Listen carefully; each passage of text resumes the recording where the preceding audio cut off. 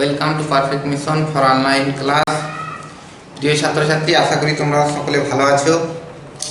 তো দেখো, প্রিভিয়াস ক্লাসে আমরা এই ইলেকট্রোস্ট্যাটিক ফিল্ড অর্থাৎ তড়িৎ ক্ষেত্র চ্যাপ্টারের থিওরেম পোর্শনটা আলোচনা কমপ্লিট করেছিলাম।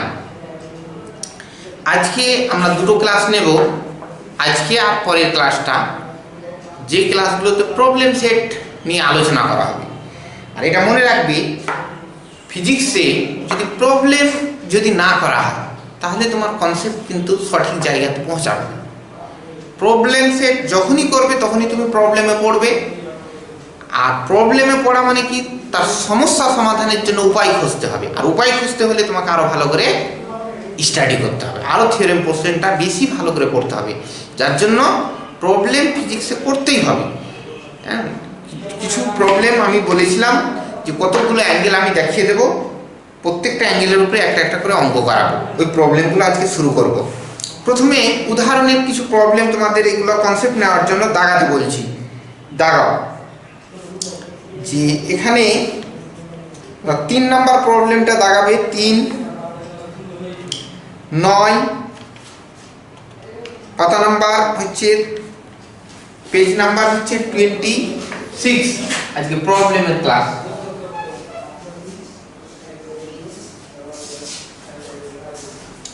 পেজ নাম্বার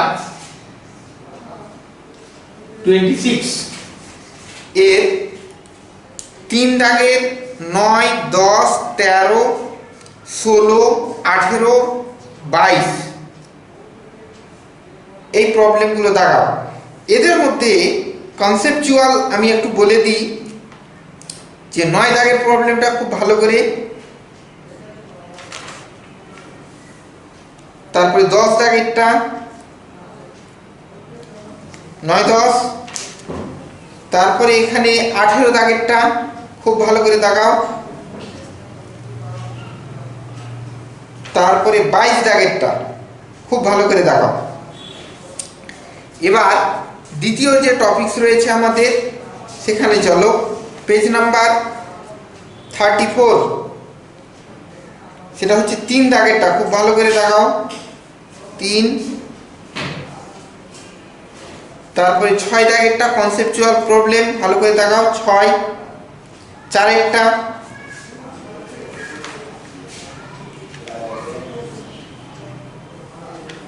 তারপরে এই দিক থেকে 13 দাগেরটা, পাতা নাম্বার 36, 13 দাগের।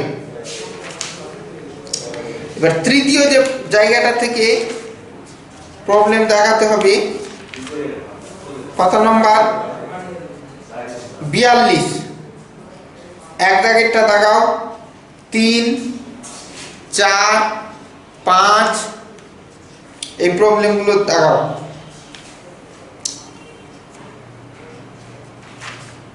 তারপরে গাউস ল এর উপরে, গাউস ল এর উপরে 1, 3, 2, 3, 8, 10, 13 এদের মধ্যে 10 দাগের প্রবলেমটা খুব ভালো করে দেখাও। একটা প্রবলেমে অনেকগুলো মিস হয়ে যাবে, ক্লিয়ার হয়ে যাবে। এরপরে আমাদের হর্সের কোশ্চেন কিছু আলোচনা রয়েছে। হর্সের মধ্যে দাগাও 2 দাগের কোশ্চেনটা খুব ভালো করে দাগাও। 2, 3,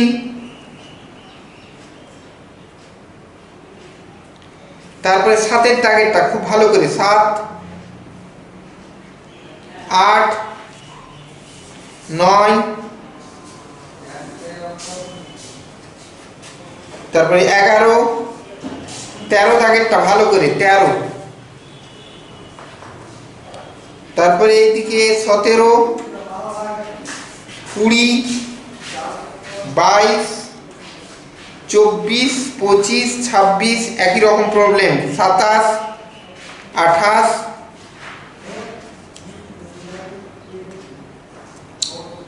এই দিক থেকে 33, 34, 35 এগুলো হর্সের কোশ্চেন দাগিয়ে নাও। তো আমি এই যে প্রবলেমগুলো কিছু দাগালাম, এবার কিছু সলভ করি। প্রথমে উদাহরণের কয়েকটা জিনিস কনসেপচুয়াল দেখিয়ে দিই, তারপরে আমি প্রবলেম সেটে ঢুকে যাব। যেগুলো করার তোমরা করবে। এখানে আমি শুধু দেখাবো, এই দেখো তো যে 18 দাগের প্রবলেমটা দেখো, পাতা নম্বর 31, 18 দাগের প্রবলেম। পরিষ্কারভাবে অঙ্কটাকে পড়ো। কি লেখা আছে যে তিনটি আধান Q1, Q2, Q3 একটি L দৈর্ঘ্যের সমবাহু ত্রিভুজের তিনটি শীর্ষবিন্দুতে অবস্থিত। প্রতিটি আধানের মান Q এর সমান। ত্রিভুজটির ভরকেন্দ্রে অবস্থিত Q আধানের উপর ক্রিয়াশীল বলের পরিমাণ নির্ণয় করো। এনসিইআরটির প্রবলেম, যেগুলো একটা প্রবলেম যদি আমরা করে নিই, অসংখ্য কনসেপ্ট আমাদের ওখান থেকে উঠে আসবে, কনসেপ্ট নিতে হবে। তো বলা হচ্ছে যে এইরকম একটা সমবাহু ত্রিভুজ ইকুইল্যাটারাল, যার বাহুর দৈর্ঘ্য হচ্ছে L, A B C D, না A B C। এবার প্রত্যেকে এখানে যে আধান রয়েছে Q1, যার মান বলছে Q, এখানে যে আধান রয়েছে Q2, যার মান হচ্ছে Q, এখানে রয়েছে Q3 আধান, এর মান হচ্ছে Q। এবার বলা হচ্ছে যে ত্রিভুজটির ভরকেন্দ্রে অবস্থিত Q আধানের উপর ক্রিয়াশীল বলের পরিমাণ নির্ণয় করো। ভরকেন্দ্র জানো যে ত্রিভুজের মধ্যমাত্রায় যে বিন্দুতে ছেদ করে তাকে বলা হয় ভরকেন্দ্র। তাহলে এই যে এ বিন্দু থেকে মধ্যমা জানো যে শীর্ষবিন্দু থেকে বিপরীত বাহুর উপর অঙ্কিত, না বিপরীত বাহুকে যদি সমান দুভাগে ভাগ করে তবে সেটাকে বলা হয় মধ্যমা। যেমন এখানে এ দিয়ে একটা মধ্যমা। কি করবে, যে শীর্ষবিন্দু থেকে অঙ্কন করা হবে অপোজিট বাহুটাকে কি করবে, সমান দুভাগে ভাগ করবে। মধ্যমা আর উচ্চতার একটা পার্থক্য রয়েছে। উচ্চতা কি হবে, বিপরীত বাহুর উপর লম্ব হবে, আর মধ্যমা বিপরীত বাহুটাকে সমান দুভাগে ভাগ করবে। তাহলে একই রকম বি বিন্দু থেকে একটা মধ্যমা টানলাম, আবার সি বিন্দু থেকে একটা মধ্যমা টেনে দিলাম। এটা ধরে দাও মধ্যমাত্রায় ও বিন্দুতে ছেদ করলো। এবার বলা হচ্ছে এই ও বিন্দুতে ছেদ করলো। এখন ও বিন্দুতে বলা হচ্ছে যে কিউ আধানের উপর ক্রিয়াশীল বলের মান নির্ণয় করতে বলা হচ্ছে। তাহলে এই যে আধানগুলো এ বি সি বিন্দুতে আছে, এরা প্রত্যেকে এর উপরে যে বল প্রয়োগ করবে, এবার সেই বলের আমাদের লব্ধি বলটা বের করতে হবে। তাহলে এখানে যদি বল, আমরা এখানে প্রথম প্রবলেমটা আমাদের হবে দুটি বস্তুর পারস্পরিক ক্রিয়াশীল বল সংক্রান্ত প্রবলেম। তো এখন এই আমরা জানি কুলম্বস ল যে 1/4πε0 q1 q2/r²। এবার এখানে যদি এ বিন্দুতে আধানের জন্য যদি ও বিন্দুতে কিউ আধানের উপর ক্রিয়াশীল বল বের করতে হয়, তাহলে আমাকে কি করতে হবে, আগে এ ও দৈর্ঘ্যটুকু বের করতে হবে, এ ও। আবার এই বিন্দুর জন্য বের করতে হলে এই দৈর্ঘ্য জানতে হবে, সি বিন্দুর আধানের জন্য বের করতে হলে এই দৈর্ঘ্যটা জানতে হবে। তাহলে এই দৈর্ঘ্য জানার জন্য আমি ধরে নিলাম যে এখানে সমবাহু ত্রিভুজের প্রত্যেকটা অ্যাঙ্গেল কত হয়, 60 ডিগ্রি। তো এই মধ্যমাগুলোকে যদি সমান দুভাগে ভাগ করে তাহলে এই অ্যাঙ্গেলটা কত হবে, 30 ডিগ্রি। এবার যে কোনো এগুলো অ্যাঙ্গেল কত হবে, 30 ডিগ্রি করে, পুরোটা 60, এটা হচ্ছে 30। এখন যদি আমি এরকম বের করি যে এটাকে যদি দুটো ভাগে ভাগ করে দিই, এটাকে যে কিংবা ত্রিকোণমিতিক অনুপাত যদি ইউজ করি, কিংবা লাগা কস খাড়া সাইন এভাবেও করা যায়। যেটুকু যদি আমি বের করি এখন যে ওসি সমান, যে ওসি সমান, তাই ওসি এই দৈর্ঘ্যটা আমি বের করব, কিংবা এই যে ওসি বাই এটা দেখো তো, এটা যদি লম্ব হয় এই ক্ষেত্রে, তাহলে ওসি লম্ব বাই অতিভুজ, কিংবা ভূমি বাই অতিভুজ সমান কি cos থিটা লিখতে পারি, ভূমি বাই অতিভুজ। এই ক্ষেত্রে ভূমি হচ্ছে যার সঙ্গে কোণ করে থাকছে ডিসি, ভূমি বাই অতিভুজ, অতিভুজ হচ্ছে ওসি সমান হচ্ছে cos থিটা। cos থিটা বলতে cos, এখানে 30 ডিগ্রি লিখতে পারবো। তাহলে ওসি সমান কত হচ্ছে দেখো তো, ওসি সমান হচ্ছে ডিসি বাই cos অফ 30। এবারে দেখো ডিসি এইটুকু, এই টোটাল দৈর্ঘ্যটা যদি এল হয় তাহলে এইটুকু কত হবে, এল বাই 2 বাই cos 30 এর ভ্যালু কত হয় তোমরা জানো, √3/2। এই 2 আর 2 কেটে যাবে, তার মানে কি থাকছে দেখো তো, যে l বাই √3। ওসি এর ভ্যালুটা হচ্ছে l বাই √3। তাহলে এখন এখানে আমরা দেখতে পাচ্ছি এখন যে এই ওসি সমান যত হবে ওবি সমান ওএ, এই ভ্যালুগুলো কত, l বাই √3 বের করে নিলাম। এখন প্রথমে এ বিন্দুর আধানের জন্য ও বিন্দুতে অবস্থিত আধানের উপর ক্রিয়াশীল বল, এ বিন্দুতে অবস্থিত কিউ আধানের জন্য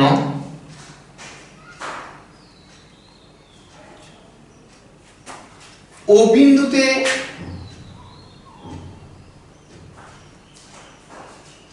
অবস্থিত আধানের উপর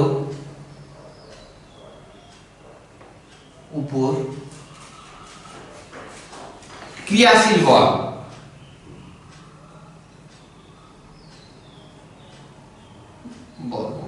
এটা ধরে নাও আমি F1 দিয়ে লিখলাম। তাহলে আমরা কুলম্বস ল কি জানি, যে 1 বাই ফ্রি স্পেসে যদি থাকে 1/4 pi epsilon naught q1 q2, q1 বলতে q, q2 বলতে capital Q by r square. r square মানে কি, ও এ তার স্কয়ার, তার মানে ও এ তার স্কয়ার মানে ভ্যালুটা কত হবে, l স্কয়ার, তার নিচে √3 এর উপরে স্কয়ার মানে একবারই লিখে দিলাম 3। তার মানে ভ্যালুটা চলে আসছে যে 3/4 pi epsilon naught small q capital Q by l square. এটা ম্যাগনিটিউড বের করলাম, তাই তো। এবার এর অভিমুখ কি হবে, এই যে রিপালশন ফোর্স বিকর্ষণ বল, অর্থাৎ F1 এর অভিমুখটা হবে OD বরাবর। F1 এর অভিমুখ হচ্ছে OD বরাবর, বের করে ফেললাম। একই রকম ভাবে যদি আমি বি বিন্দুতে কিউ আধানের জন্য ও বিন্দুতে ক্যাপিটাল কিউ আধানের উপর ক্রিয়াশীল বল বের করি, তাহলে ওই বলের মানটা ওটাই পাবো, যার অভিমুখটা কি হবে, বিও বরাবর এই দিকে কাজ করবে। একই রকম ভাবে সি বিন্দুতে আধানের জন্য ও বিন্দুতে অবস্থিত ক্যাপিটাল কিউ আধানের উপর ক্রিয়াশীল বল কি করবে, ওসি বরাবর কাজ করবে। এই বলটা আমি ধরে নিলাম F2, এই বলটা ধরে নিলাম F3, এই বরাবর কাজ করবে। এখন এই দুটো বলের আমি রেজাল্ট বের করব।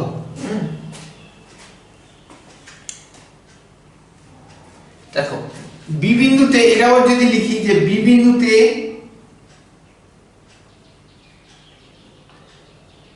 অবস্থিত কিউ আধানের জন্য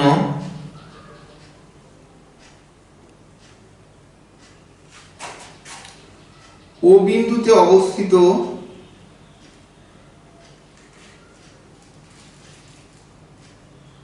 ক্যাপিটাল কিউ আধানের উপর ক্রিয়াশীল বল, আধানের উপর ক্রিয়াশীল বল।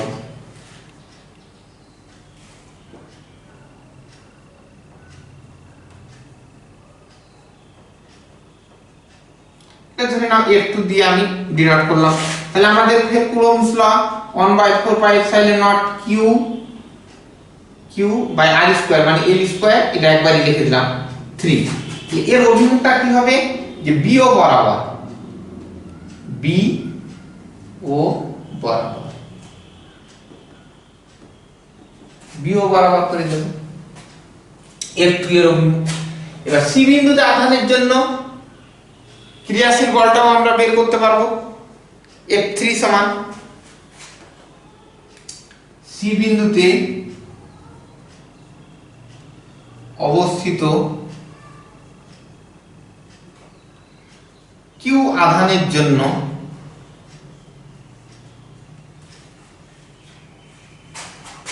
ও বিন্দুতে অবস্থিত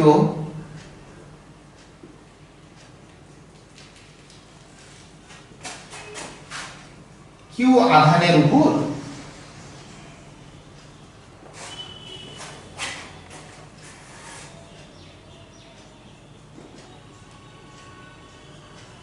ক্রিয়াশীল বল, এটা ধরে নাও F3 দিয়ে লিখলাম।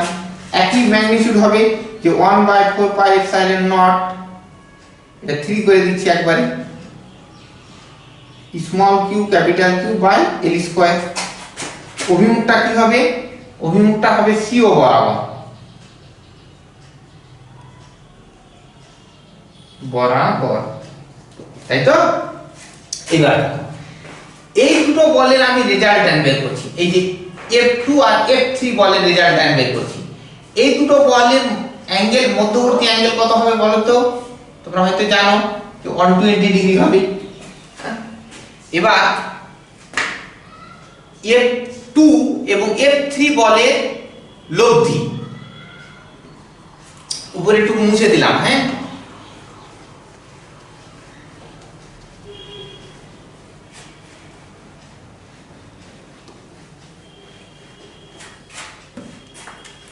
যে F2 ও F3 বল দুটির লব্ধি, বল দুটির লব্ধি, এটা F4 দিয়ে ডিনোট করলাম। তাহলে লব্ধি মানে আমরা জানি √a² + b² 2ab cos θ। তার মানে দেখো তো কি লিখতে পারছি, যে F1 না F2 তার স্কয়ার প্লাস F3 তার square plus 2 F2 F3 cos of 120 degree.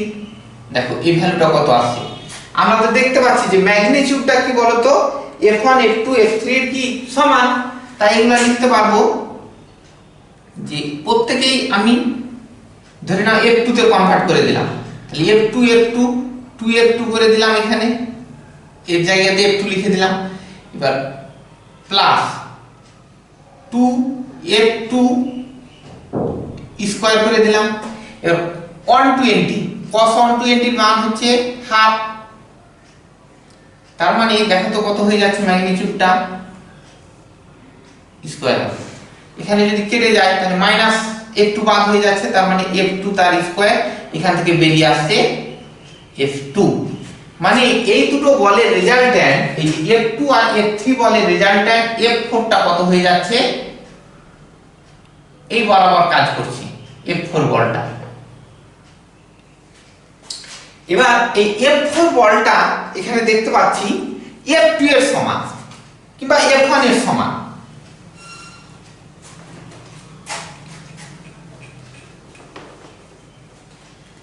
এখানে দেখতে পাচ্ছি যে এটা প্রত্যেকটা F4 যে F2 আর F3 যে রেজাল্ট্যান্ট পেলাম সেটাও হচ্ছে F1 কিংবা F2 এর সমান। তাহলে যেহেতু যে F1 এর সমান পেয়ে যাচ্ছে, তার মানে এই যে দেখতে পাচ্ছি যে যেহেতু এটা F2 সমানই কি লিখতে পারবো F1, যেহেতু F4 =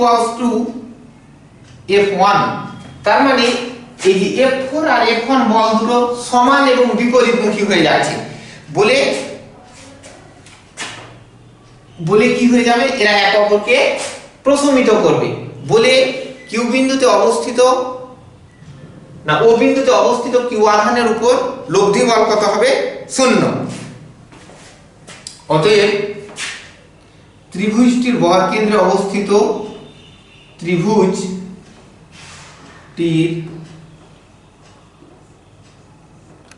ভরকেন্দ্রে অবস্থিত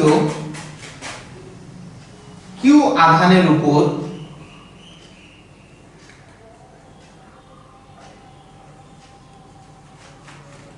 লব্ধি বল সমান হবে 0, এই হলো রেজাল্ট।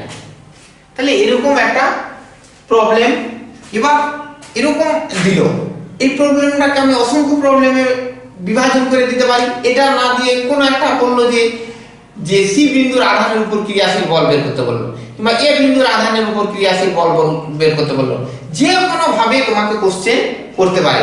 প্রবলেমটা যদি বুঝে যায় তবে কিন্তু যাওয়া সম্ভব। তাহলে এই একটা অ্যাঙ্গেল গেল। এরপরে আমি 22 দাগের প্রবলেমটা দেখো, 22 উদাহরণের এই 22 দাগেরটা।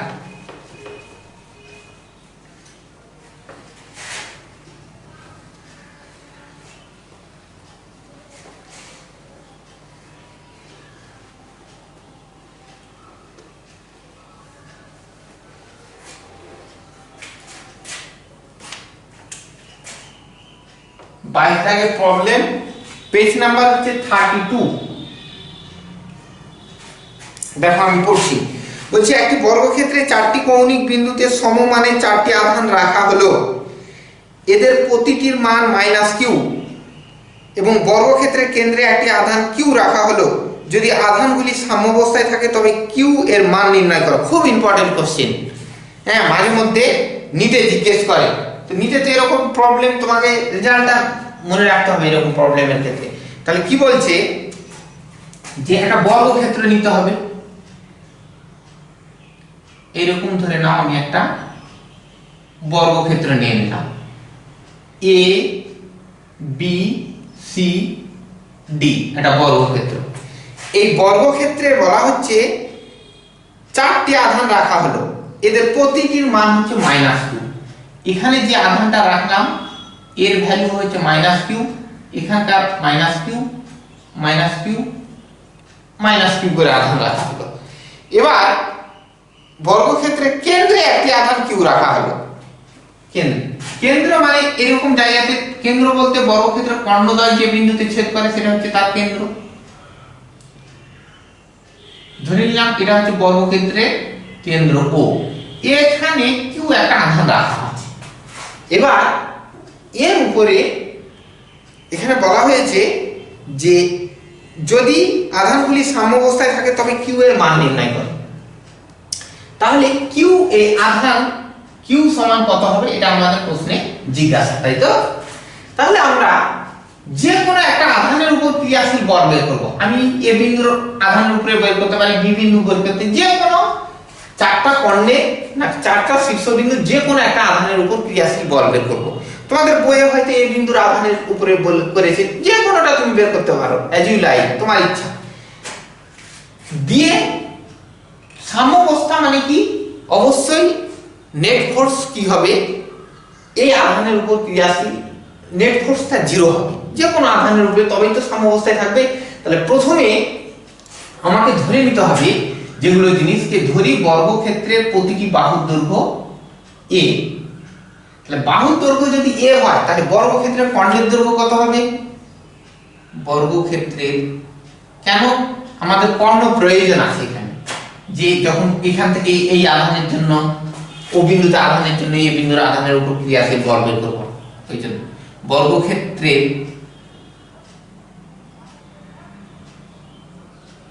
কর্ণের দৈর্ঘ্য। তাহলে বর্গক্ষেত্রের কর্ণের দৈর্ঘ্য যাই ধরি না কেন, যে এসি সমান, এসি বর্গক্ষেত্রের কর্ণ সমান হয়, এসি সমান বিডি সমান কি লিখতে পারবো, যে √2 ইনটু বাহু, একবারই লিখে দিই যে √2 ইনটু বাহু, এটা কর্ণের দৈর্ঘ্য জানো তোমরা, বর্গক্ষেত্রের কর্ণের দৈর্ঘ্য। এবার এ বিন্দুর আধানের উপর ক্রিয়াশীল বল আগে বের করব। প্রথমে দেখো বি বিন্দুর আধানের জন্য এ বিন্দুতে অবস্থিত আধানের উপর ক্রিয়াশীল বল, বি বিন্দুর আধানের জন্য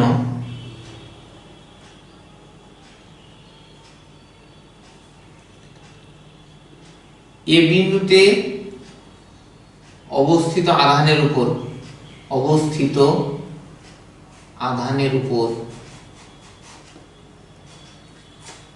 উপর ক্রিয়াশীল বল।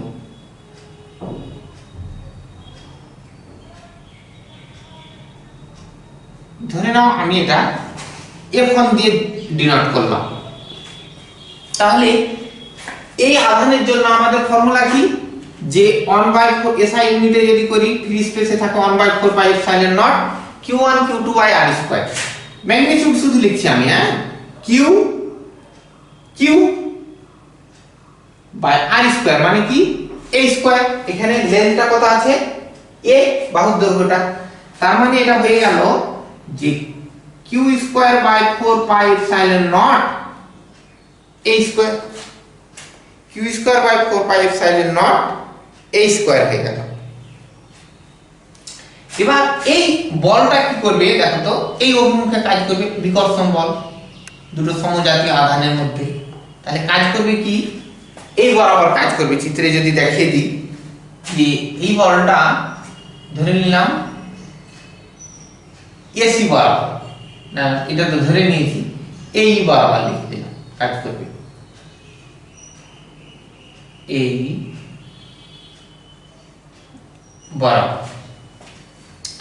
একই রকম ভাবে যদি এই ডি বিন্দুতে আধানের জন্য ক্রিয়াশীল বল, ম্যাগনিটিউডটা সেম হবে, ডিরেকশনটা কি হবে এই অভিমুখে, হয়তো ই কিছু নাম দিয়ে দিই EM বরাবর।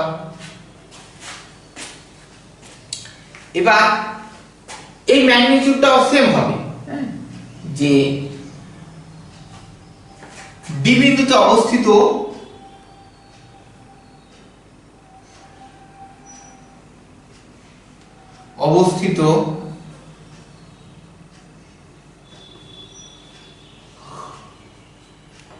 আধানের জন্য,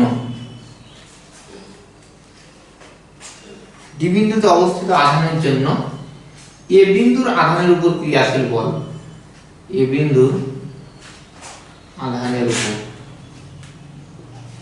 উপর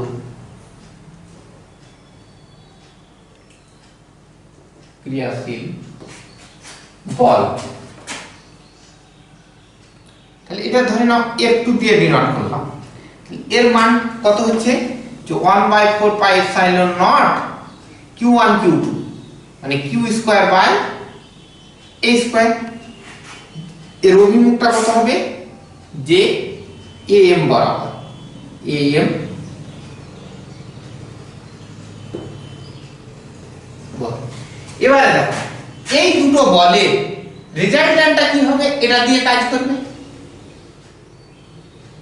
ধরে নিলাম AN বরাবর কাজ করছি রেজাল্ট্যান্ট, তাহলে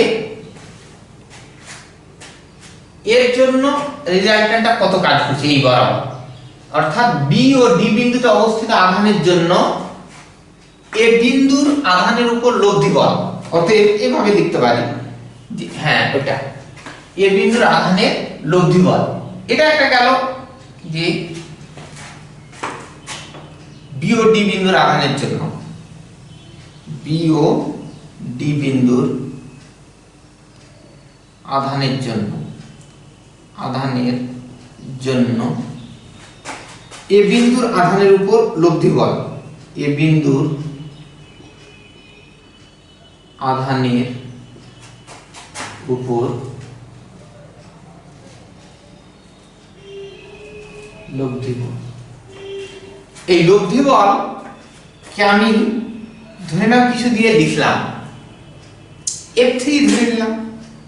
তাহলে দেখো লব্ধি মানে কি A স্কয়ার মানে F1 স্কয়ার, B স্কয়ার বলতে F2 square plus 2AB cos theta, 2A বলতে F1, B বলতে F2 cos থিটা। কত বলো তো, অ্যাঙ্গেলটা 90, তার মানে এটা এই টার্মটা ক্যান্সেল হয়ে যাচ্ছে। তার মানে কত হয়ে যাচ্ছে দেখো তো, যে হয়ে যাচ্ছে যে F1 square plus F2 square. তার মানে এটা আমি লিখতে পারবো যে একটাতে যদি কনভার্ট করে দিই F1 প্লাস F1, তার মানে এটা লিখতে পারবো √2 ইনটু F1। এবারে দেখো, এবার এই আধানগুলো থাকার জন্য এটা একটা গেল। এবার এখানে সি বিন্দুতে থাকা আধানের জন্য এখানে একটা বল কাজ করবে, সি বিন্দুতে থাকা আধানের জন্য একটা বল কাজ করছে, সেই বলটা বের করব। এবার সি বিন্দুতে অবস্থিত আধানের জন্য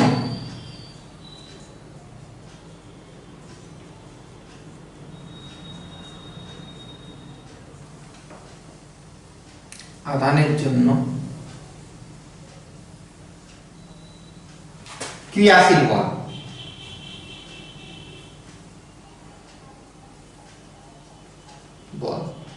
এটা ধরে নাও F1 F2 F3 করেছি, হয়তো F4 নাম দিলাম। 1/4 pi epsilon naught Q1 Q2 মানে Q Q করে Q স্কয়ার হবে। এবার এই যে ডিসটেন্সটা দেখো AC কত, এটা বলো তো √2 * a, তার মানে এটা হয়ে যাবে √2 মানে 2 হয়ে যাবে, স্কয়ার করলে a স্কয়ার, তাই তো? তাহলে এর অভিমুখটা কি হবে? অভিমুখ হবে AN বরাবর, AN বরাবর এর অভিমুখটা। এবার টোটাল বল AB এই অভিমুখে কত কাজ করছে দেখতে পাচ্ছি। টোটাল বল এই বল প্লাস এই বলটা রয়েছে এখানে, এটা মুছে দিচ্ছি উপরেরটা যতটুকু হয়ে গেছে।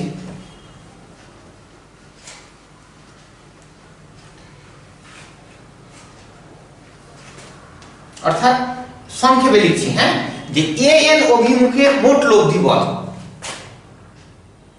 AN অভিমুখে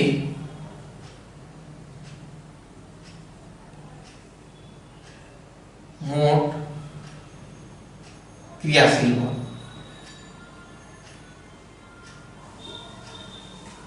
বল, দেখো একটা তো পেয়েছিলাম যে √2 * F1, তাই তো? √2 * F1 প্লাস এখন একটা পেলাম এটা যে 1/4 pi epsilon naught Q square by 2a square, তাই তো? এবারে দেখো ম্যাগনিটিউডটা বসিয়ে দিত, যে F1 এর ভ্যালু পেয়েছিলাম, F1 F2 এই ভ্যালুগুলো পেয়েছিলাম, 1/4 pi epsilon naught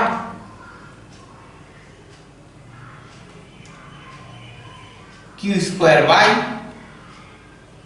a square into √2টা লিখে দিলাম plus 1/4 pi epsilon naught Q square by 2a square, এটা দেখো।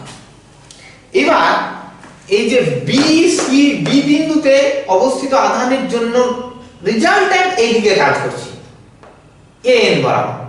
এবার তার মানে কি এটা বিকৃত হয়ে যাওয়ার সম্ভব না, কিন্তু এখন কিন্তু সাম্যাবস্থায় নেই। যখন কর্ণদ্বয়ের ছেদবিন্দুতে কিউ আধান রাখা হলো তবেই সিস্টেমটা সাম্যাবস্থায় আছে। তাহলে নিশ্চয়ই বুঝতে পারা যাচ্ছে যে কিউ আধানটা কি করছে, এর উপরে যে বলটা প্রয়োগ করছে এই অভিমুখে যত বল কাজ করছে তার সমান এবং বিপরীত দিকে। আমরা জানি দুটি সমমুখী না দুটি বিপরীতমুখী সমান বলই কোনো বস্তুকে কি করবে, মোট রেজাল্ট্যান্ট যদি কোনো বস্তুর উপরে শূন্য হয় তবেই কি হবে, বস্তুটা সাম্যাবস্থায় থাকবে, কোনো দিকে ত্বরণ লাভ করবে না। তার মানে এবার অবিন্দুতে অবস্থিত কিউ আধানের জন্য মোট বলটা বের করি।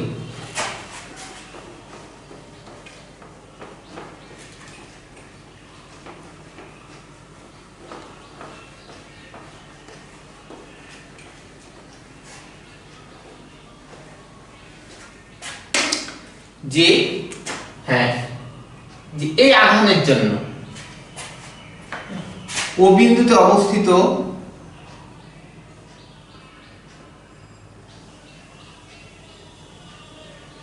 কিউ আধানের জন্য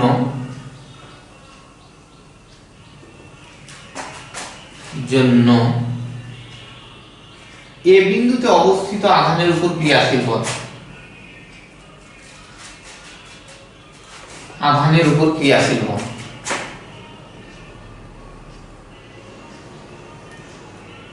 উপর ক্রিয়াশীল বল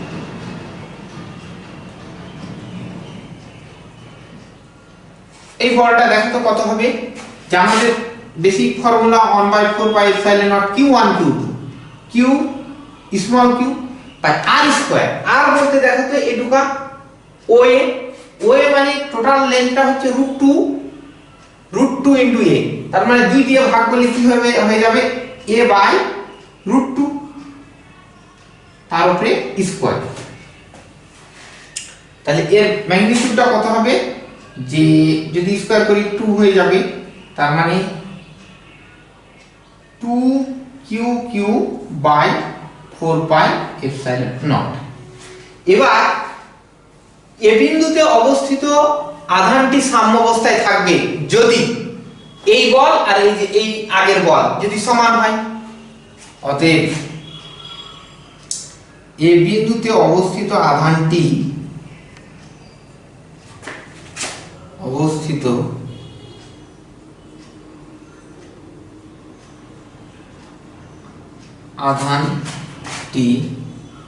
সাম্যাবস্থায় থাকবে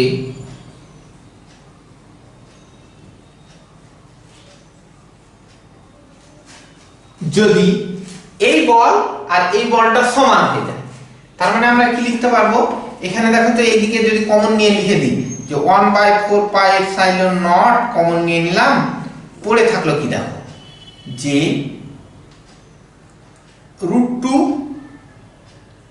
q square by a square plus q square by 2a square এতটুকু। এবারে পারে দেখো তো এখানে আছে 1/4 পাই এপসাইলন নট, এখানে কি কিছু ছুটলো, এই যে এখানে দেখো তো a স্কয়ারটা ছুটে গেছে, a স্কয়ার, তার মানে কি হবে 2qq by a square. Both সাইডে দেখো তো এই টার্মটা কনস্ট্যান্ট টার্মটা পার করে দিলাম, তাই তো। এবারে দেখো আমরা বের করব এই q এর মানটা বের করব, এখান থেকে q এর মানটা। তো দেখো সমাধান জাস্ট এখানে দেখো তো কি কমন পাওয়া যাচ্ছে, যে q square by a square common পাওয়া যাচ্ছে, পড়ে থাকছে কি √2 প্লাস 1/2। এখানে দেখো এখানেও দেখতে পাচ্ছি যে 2qq বাই a স্কয়ার, এখানে দেখো তো এই a স্কয়ারের সঙ্গে a স্কয়ার চলে যায়, এই q এর সঙ্গে এটা একবার চলে যায়, তার মানে এখানে কি পড়ে থাকছে দেখো, যে q পড়ে থাকছে, এখানে দেখো 2 লসাগু করে দিই, তাহলে এটা কি হয়ে যাবে 2√2 প্লাস 1। এবারে কি থাকছে দেখো তো, এবারে থাকছে 2q। এবার অতএব q সমান বের করছি, তাই তো, q সমান এই 2টা নিচে চলে আসবে, তার মানে q সমান হয়ে যাবে q বাই 2, এখানে এই ভ্যালুটা থাকলো যে 1 প্লাস 2√2 বাই 2, এটা হচ্ছে q এর মান হবে। হয়তো তোমাদের অপশনে অন্যভাবে লেখা আছে যে 2টাকে কমন নিয়ে নিয়েছে 1 প্লাস, সে আলাদা কথা। তাহলে এই q এর মানটা আমরা পেয়ে গেলাম। তাহলে এইরকম একটা প্রবলেম, একটা প্রবলেমই কেন করছি, যে একটা প্রবলেমের উপরে অনেকগুলো কনসেপ্ট জড়িয়ে আছে। সাম্য জিনিসটা কি, কিভাবে তিনটে আধান কাজ করছে, কিভাবে রেজাল্ট্যান্ট কাজ করছে, সবকিছু একটা প্রবলেমের মধ্যে দেখা গেল। এরপরে পাতা নাম্বার, এই যে এরকম কখনো কখনো জয়েন্টে এরকম কোশ্চিন করে যে কনসেপচুয়াল কোশ্চিন তোমাকে দিয়ে দেবে, দেখাচ্ছি কিরকম।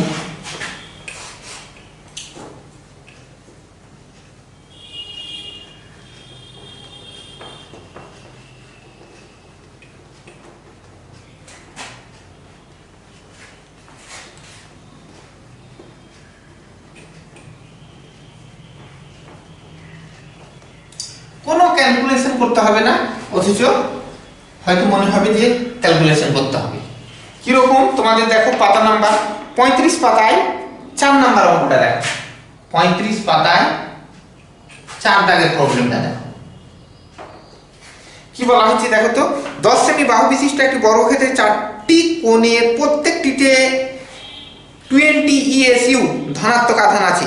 বর্গক্ষেত্রের কর্ণ দুটির ছেদ বিন্দুতে তড়িৎ প্রাবল্য নির্ণয়। খুব ইম্পর্টেন্ট কোশ্চেন, এইরকম একটা বর্গক্ষেত্র রয়েছে। এবার এই বর্গক্ষেত্রের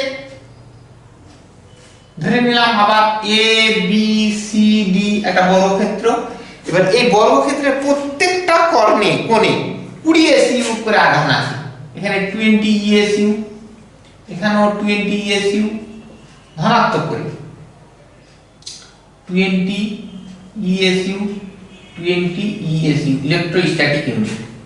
এবার বলছে এদের বাহুর দৈর্ঘ্যগুলো দেওয়া আছে 10, প্রত্যেকটা 10 যেহেতু বর্গক্ষেত্র, তাই না? এবার বলা হচ্ছে বর্গক্ষেত্রে কর্ণ দুটি ছেদবিন্দুতে তড়িৎ প্রাবল্য নির্ণয় করো। অর্থাৎ এখানে ছেদবিন্দু ও বিন্দুতে তড়িৎ প্রাবল্য বের করব। তাহলে দেখো প্রথমে এ বিন্দুতে আধানের জন্য ও বিন্দুতে কত তড়িৎ প্রাবল্য কাজ করছে বের করব। তাহলে বর্গক্ষেত্রের এখানে কর্ণের দৈর্ঘ্য একই রকম ভাবে বর্গক্ষেত্রের কর্ণের দৈর্ঘ্য, কর্ণের দৈর্ঘ্য মানে কি? এই তো √2 ইনটু a, √2 ইনটু a বলতে 10, অর্থাৎ কি 10√2 হয়ে গেল কর্ণের দৈর্ঘ্য। তাহলে দেখো তড়িৎ প্রাবল্য এ বিন্দুতে আধানের জন্য, এ বিন্দুর আধানের জন্য সংক্ষেপে লিখছি, হ্যাঁ, এ বিন্দুর আধানের জন্য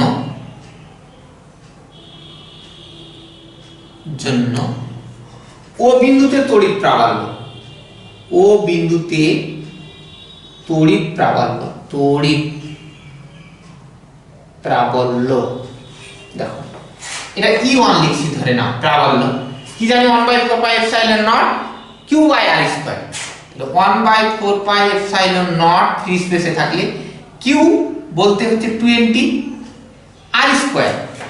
r স্কয়ার বলতে দেখো তো এই লেন্থটুকু OA স্কয়ার, এই যে OA স্কয়ার, তার মানে এটা কি? এবার তড়িৎ প্রাবল্য কি সবসময় বেশি আধান থেকে কম আধানের দিকে, তার মানে এই অভিমুখী হবে। চিত্রে কি OC অভিমুখী, OC অভিমুখী এটা হবে।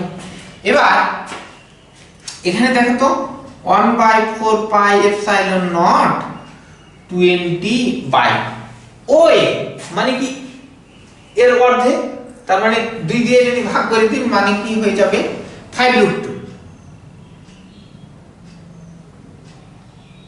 5√2 তার উপরে স্কয়ার। তার মানে ভ্যালুটা কত দাঁড়াচ্ছে 20 বাই 5 5 25 আর 2 50, তার মানে এত আসছে। সে যাই আসুক না কেন, এবার এই সি বিন্দুতে আধানের জন্য যদি বল বের করি না তড়িৎ প্রাবল্য, তাহলে এটা ওই অভিমুখী হবে, ম্যাগনিটিউডটা সেম হবে।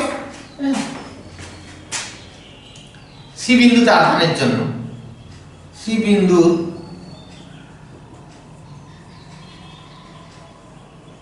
আধানের জন্য, সি বিন্দুর আধানের জন্য ও বিন্দুতে তড়িৎ প্রাবল্য,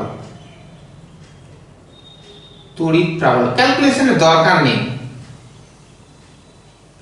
প্রাবল্য দেখো এটা ধরে নাও E2 লিখলাম 1/4 pi epsilon naught 20 by r square, তার মানে কি OC তার স্কয়ার। এবার এর অভিমুখটা কি হবে? অভিমুখ হচ্ছে তোমার দেখো OA বরাবর, OA অভিমুখী, OA অভিমুখী, তাই তো? এবার দেখো এখন দেখতে পাচ্ছি যেহেতু দেখো যে E1 সমান E2, অতএব E1 সমান E2 কেন লিখতে পারছি? যে যেহেতু OA সমান OC, কর্ণদ্বয় পরস্পরকে ছেদ করে না সমান দুভাগে ভাগ করে, যে এতটুকু দৈর্ঘ্য যা হবে এতটুকু দৈর্ঘ্য কি হবে সমান হবে। বর্গক্ষেত্রের কর্ণদ্বয় সমকোণে সমদ্বিখণ্ডিত করে, মনে রাখবে। তো এবার বি বিন্দুর আধানের জন্য একই রকম ভাবে এই দিকে কাজ করবে, ডি বিন্দুর আধানের জন্য এই দিকে কাজ করবে, এরাও একে অপরকে কি করবে প্রশমিত করবে বলে অতএব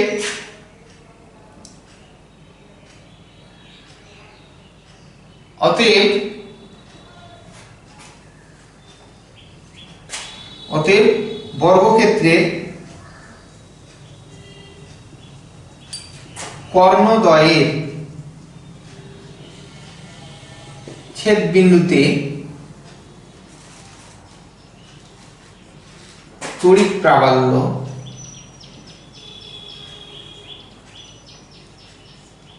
সমান কি হবে?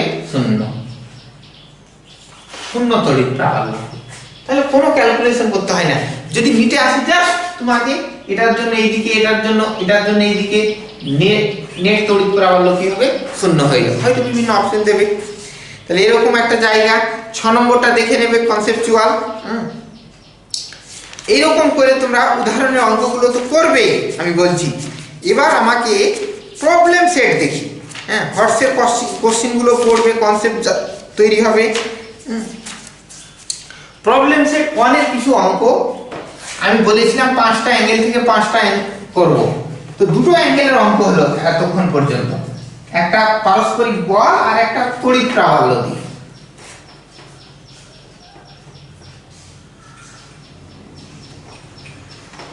তোমরা হয়তো সম্মুখে থাকলে অনেকগুলো কনসেপ্টের জায়গা এখানে রয়েছে, বলা যায় যে কোনো দুটো আধান দিয়ে দিল, তাদের তড়িৎ প্রাবল্য মধ্যবর্তী সরলরেখার কোথায় শূন্য হবে, এরকমও কোশ্চেন দিতে পারে।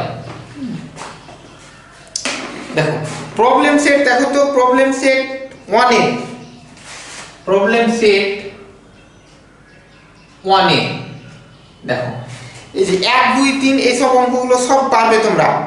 5এরটা একটু দেখবে। 5এরটা এই কনসেপ্ট যে কোনো বস্তু, যে এই যে নিউক্লিয়াসকে কেন্দ্র করে কোনো একটা ইলেকট্রন যখন তার কক্ষপথে আবর্তন করবে, তাহলে এই আবর্তনের জন্য তোমরা জানো এই একটা কি সেন্ট্রিপিটাল ফোর্স কাজ করে। সেই সেন্ট্রিপিটাল ফোর্স জানো mv²/r। এই সেন্ট্রিপিটাল ফোর্সকে যোগান দেবে এদের মধ্যে ক্রিয়াশীল আকর্ষণ বল 4πε0 q1 q2/r²। এটা ফর্মুলা কুলম্বীয় ফোর্স কি করবে? সেন্ট্রিপিটাল ফোর্সটা যোগান দেবে। এই দুটোকে সমান করে 5 দাগেরটা করে নেবে। এখানে 10 দাগেরটা তোমরা উদাহরণে দেখালাম। এখান থেকে দেখো 11 দাগের প্রবলেমটা দেখো। 11 দাগেরটা ইম্পর্টেন্ট প্রবলেম, কনসেপচুয়াল, একটা নতুন জিনিস রয়েছে। 11 দাগেরটা দেখো। কালি একটু কম হয়ে গেছে মনে হচ্ছে। অঙ্কটা একটু দেখো তোমরা কি বলেছে।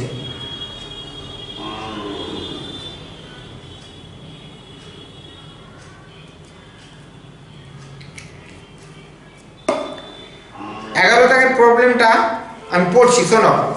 বলছে দুটি একই পরিমাপের আধান ডি ব্যবধানে অবস্থিত। তৃতীয় একটি আধানকে প্রথম আধান দুটির লম্ব সমদ্বিখণ্ডকের উপর x দূরত্বে রাখা হলো। দেখাও যে আধানটি সর্বাধিক বল অনুভব করবে যখন x সমান d/2√2 হবে। খুব ইম্পর্টেন্ট কোশ্চিন, কনসেপচুয়াল। দেখো এটা তো কত রকম প্রবলেম, কত রকম আইডিয়া আমাদের নিয়ে আসতে হবে। দেখো তাহলে দুটো আধান বলে দিয়েছে একই মাপের। ধরে নাও দুটো আধান এইরকম, এটা হচ্ছে এই দুটো আধান এ বিন্দুতে একটা, একটা বি বিন্দুতে, একই মাপের, এখানেও কিউ এখানেও কিউ আছে। এদের ব্যবধান বলে দিয়েছে ডি, ডিসটেন্সে রয়েছে। এবার বলেছে তৃতীয় একটি আধানকে প্রথম আধান দুটি লম্ব সমদ্বিখণ্ডকের উপর x দূরত্বে রাখা হলো। লম্ব সমদ্বিখণ্ডক তার মানে এখান থেকে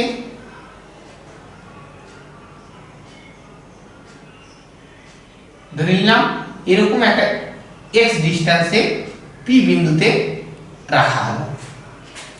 এবার বলা হচ্ছে দেখাও যে আধানটি সর্বাধিক বল অনুভব করবে যখন x সমান, প্রমাণ করতে বলেছে x সমান বলেছে d/2√2 হবে। এটা প্রমাণ দেখাতে হবে, x এর ভ্যালুটা আমাদের নির্ণয় করতে হবে। তাহলে দেখো তো আমরা জানি যে এটা যদি আমরা জয়েন করে দিই AP আর এখানটা BP জয়েন করে দিলাম, এই বিন্দুতে যে আধানটা রয়েছে, তাহলে এই বিন্দুতে P বিন্দুতে অবস্থিত আধান এর উপর এ বিন্দুতে অবস্থিত আধান একটা বল প্রয়োগ করবে, তাহলে এই বলটা এই বরাবর কাজ করবে, পি এম বরাবর লিখে দিলাম, পি এম বরাবর কাজ করবে। এখানে একটু জিনিস দেখো, এটুকু কত হবে x, এটা হচ্ছে d, এই লেন্থটা কত হবে বলতো, যে লম্ব স্কয়ার প্লাস ভূমি স্কয়ার অর্থাৎ x স্কয়ার প্লাস এটা কি d বাই 2, মানে d বাই 2 টা স্কয়ার হবে, এটুকু সেম হবে। এবার এইটাকে যদি আমরা এই বরাবর কাজ করছি, বি বিন্দুতে অবস্থিত আধানের জন্য যদি পি বিন্দুতে ক্রিয়াশীল বল বের করি তাহলে এটা এই বরাবর কাজ করবে, পিএন বরাবর। এবার এই দুটো বলের রিটার্ন টাইম কি করবে, ধরে নিলাম এটা দিয়ে কাজ করছি, সেটা হয়তো পিএস বরাবর লিখে দিলাম। এবার এই বলটাকে আমি এই যে পিএম বরাবর বলটাকে দুটো উপাংশে ভাগ করব রেজাল্ট্যান্ট বের করার জন্য, লম্ব উপাংশ ভাগ, এটা এই বরাবর কাজ করলো, x দিয়ে দিলাম। তাহলে এই কোণটা দেখো, আমরা যদি এটা সমদ্বিবাহু ত্রিভুজ হয়, এই কোণটা যদি থিটা মানি, এই কোণটাও কত হবে, থিটা হবে। এবার এখানে দেখো তো আমরা বলেছিলাম এটা যদি পরস্পর সমান্তরাল হয়, এটা ছেদক হয়, তাহলে এটা আর এটা কি অনুরূপ কোণ হিসাবে সমান হবে। তাহলে এই দুটোর ক্ষেত্রে এই বাহু আর এই বাহু সমান্তরাল, এটা তাদের ছেদক, তার মানে এটাও কি হবে, থিটা। আবার তার মানে এখানে দেখছি যে লাগা cos এই বরাবর একটা বল কাজ করবে, তাই না, এটা হচ্ছে E1 প্রবল, F1 বল, এটা বলছিলাম ধরে নাও F1 বল। এই F1 কে তাহলে এই বরাবর একটা উপাংশে ভাগ করতে পারবো যে F1 cos of থিটা, এই বরাবর একটা ভাগ করতে পারবো F1 sin of থিটা। এই বিন্দুর আধানের জন্য এখানে কত বল কাজ করবে, এটাকেও আমরা যদি এটাকে দুটো উপাংশে ভাগ করে দিই, এটা এই বরাবর, তাহলে আবার এই দুটো সমান্তরাল, এটা যদি ছেদক হয়, এটা যদি থিটা হয়, এটাও কি হবে, থিটা হবে। এটাকেও কি করব, এই বলটা যদি F2 লিখি, তার মানে এটা কি হবে, F2 cos of থিটা, আর এটা কি হবে, F2 এই অভিমুখে আরেকটা বল পাবো, F2 sin of থিটা। বুঝা যাচ্ছে? এবারে এখন F1 বলটা যদি বের করি, কত বল কাজ করছে দেখি তো। প্রথমে এ বিন্দুতে আধানের জন্য, এ বিন্দুতে বা এ বিন্দু লিখে, এ বিন্দুর আধানের জন্য, এ বিন্দুর আধানের জন্য পি বিন্দুতে ক্রিয়াশীল বল, পি বিন্দুতে ক্রিয়াশীল বল F1 লিখেছি। তাহলে তো 1/4 পাই এপসাইলন নট ফ্রি স্পেসে থাকলে Q1 Q2 by R square. এখানে যেহেতু ওই বলটা বলেছে x দূরত্বে দুটি একই তৃতীয় একটি আধানকে প্রথম আধান দুটি, তাহলে এখানে কিছু একটা ধরে নিলাম যে পি বিন্দুতে ক্যাপিটাল কিউ আধান রেখেছি, তার মানে হলো যে small Q capital Q by r square. R square বলতে কত হচ্ছে দেখো তো, এই লেন্থটা, তার মানে কি x square plus d by 2 টা স্কয়ার। এবার এই বলের অভিমুখটা কি হবে, pm বরাবর, অভিমুখী, তাই তো। এবারে বি বিন্দুর আধানের জন্য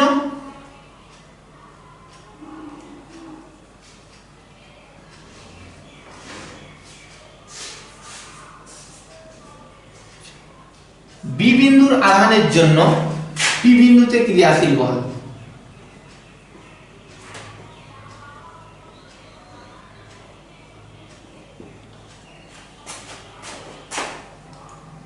এটা F2 মানলাম, 1/4 pi epsilon naught q q by r square. r square মানে ওটাই length, d square plus x square d by 2 টা স্কয়ার। এই বলটা কোন দিকে কাজ করছে দেখো তো, এই বলটা হ্যাঁ pn বরাবর, pn অভিমুখী। এবার একটা কথা শোনো, যে পি এর অভিমুখী এখানে দেখতে পাচ্ছি এই বলটা, যেহেতু F1 বল সমান F2, অতএব কেন হয়ে যাচ্ছে, যেহেতু আমরা লেন্থটা একই, যে এপি সমান হচ্ছে বিপি। তার মানে দেখো এই দুটো বল দেখো তো, এই যে এই অভিমুখে x বরাবর px বরাবর আর py বরাবর যে দুটো বল কাজ করবে, এই দুটো বল কি করবে, একে অপরকে প্রশমিত করবে। তাহলে রেজাল্টটা কি হবে, এই দুটো হবে, এই দুটো অর্থাৎ ps বরাবর লব্ধি বল, p বিন্দুতে লব্ধি বল,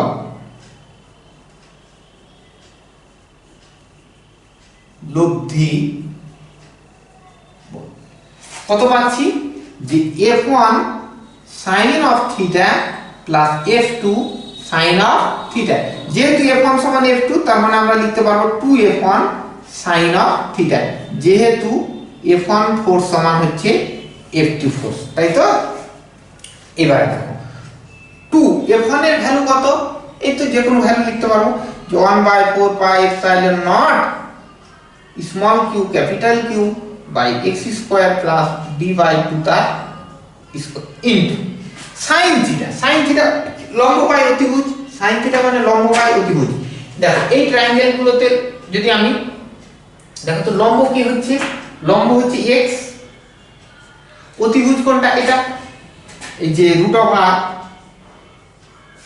x square plus d by 2 তার স্কয়ার। তার মানে ভ্যালুটা কত আসছে দেখো তো, আমি লিখছি এই 2x লিখে দিলাম, 4 পাই এপসাইলন নট লিখে দিলাম, তাই তো। এবারে দেখো 2x লিখলাম, এখানে কি থাকছে small q capital Q, capital Q small q by, এখানে দেখো 1 পাওয়ার আর হাফ, তার মানে কি হয়ে যাচ্ছে, যে x square plus d by 2 তার স্কয়ার, এদের উপরে পাওয়ারটা কত হয়ে যাচ্ছে 3/2। এবার বলা হচ্ছে যে এই ফোর্স সর্বাধিক, অর্থাৎ মিনিমাম আর ম্যাক্সিমামের যে কন্ডিশন আমাদের রয়েছে, সেটা ডেরিভেটিভ দিয়ে বের করতে হয়। ওই যে নতুন কনসেপ্টটা এখানে উঠে আসবে বলেই আমি এই প্রবলেমটা নিলাম।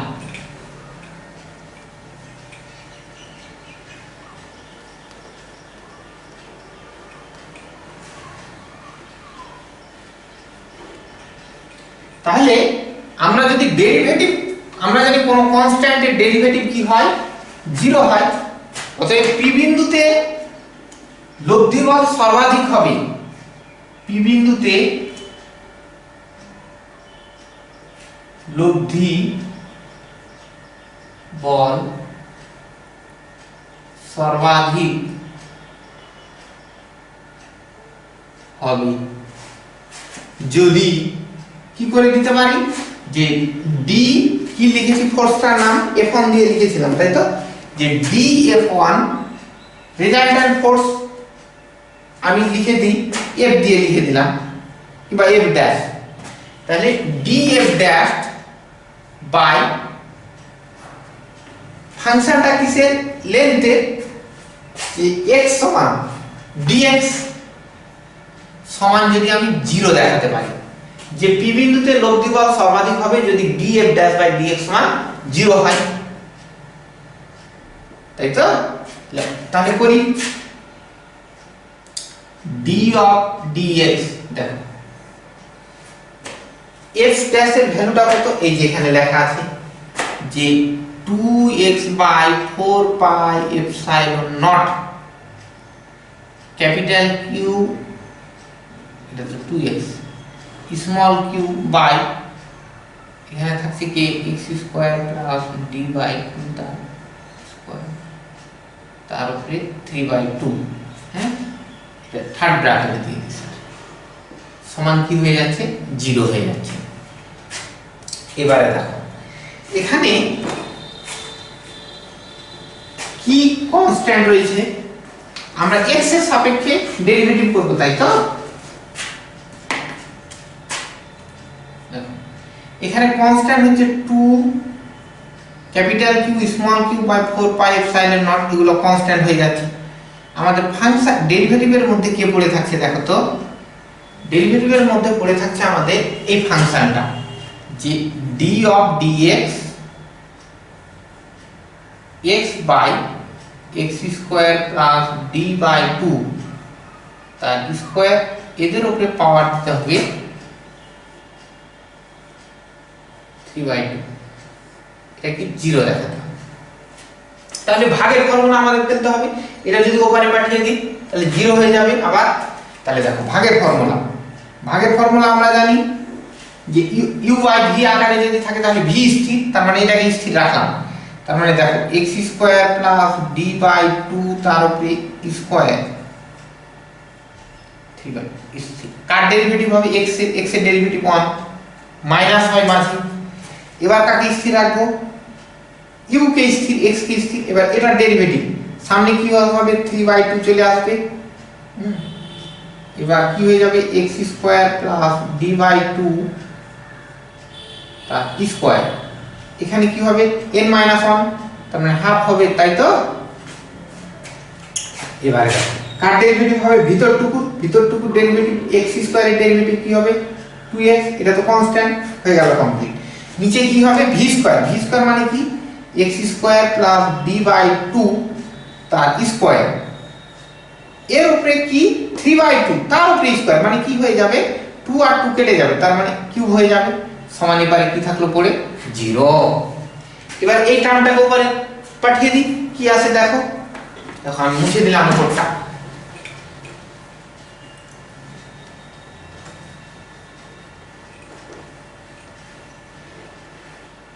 যে তাহলে আমরা দেখতে পাচ্ছি এখানে যে এখান থেকে দেখো তো 2 আর 2টা ক্যান্সেল হয়ে যাবে, তার মানে x স্কয়ার এখানে থাকছে, দেখো যে x square plus d by 2 তার স্কয়ার, এর উপরে পাওয়ার হচ্ছে 3/2। দেখো এটাকে যদি আমি এটাকে এই পারে পাঠিয়ে আমি শূন্য করে দিলাম, এই দুটো নিয়ে এটাকে এই দিকে করে দিচ্ছি, তার মানে x স্কয়ার কি হয়ে যাচ্ছে x square plus d by 2 তার উপরে স্কয়ার, এর উপরে কি হয়ে যাচ্ছে হাফ পাওয়ার হয়ে যাচ্ছে। এবার এইটা যদি এপারে চলে আসে, দেখো তো এটা যদি এপারে চলে আসে তাহলে একবার বিয়োগ হয়ে যাবে না, হাফ পাওয়ার বিয়োগ হয়ে যাবে, তার মানে কি থাকবে এখান থেকে ক্যালকুলেশন করছি x square plus d by 2 তার উপরে স্কয়ার, এটাই পড়ে থাকবে। বোঝা যাচ্ছে যে কেন যে এই টার্মটাকে পুরো টার্মটাকে এর নিচে নিয়ে চলে আসলাম, যে 3/2 থেকে হাফ বাদ মানে 2 লসাগু, তার মানে এটাই পড়ে থাকছে। বুঝতে পারছো যে এটাকে নিয়ে এসে এবারে কি পড়ে থাকছে x স্কয়ার, এবারে দেখলাম x স্কয়ার পড়ে থাকলো, কেবলমাত্র x স্কয়ার, কোনো কথা হয় না তো। এখানে দেখলাম না, এখানে একটা জিনিস চলে গেছে 2 কেটে গেছে, 3 তো থাকছে না, সরি এই যে 3 চলে গেছে। তার মানে এবারে দেখো এই x কে যদি এবারে নিয়ে চলে যায় তার মানে কি হবে 2x স্কয়ার সমান কি হবে d square by d by 2 তার স্কয়ার। হ্যাঁ, এবারে দেখো এটাকে যদি আমি এরকম করে দিয়ে দিই যে x স্কয়ার সমান এই যে d বাই, এটাকে যদি ভিতরে ভরি তাহলে √2 করে ভরে দিচ্ছি, আর এখানে তো 2 ছিল, তার উপরে কি করলাম স্কয়ার, কোনো ক্ষতি করলাম না, বোথ সাইডে স্কয়ার কেটে দিলাম।